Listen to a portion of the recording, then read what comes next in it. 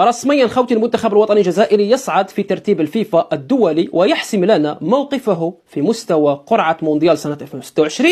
بالإضافة أيضا إلى أنه راح نشارك معاكم كيفاش راح تكون مجموعة المنتخب الوطني الجزائري في المونديال وشكون هم الخصوم اللي راح ينتظروا المنتخب الجزائري. طبعا بعد مباراة الجزائر والصومال المنتخب الجزائري فاز بنقطة فاصل 74.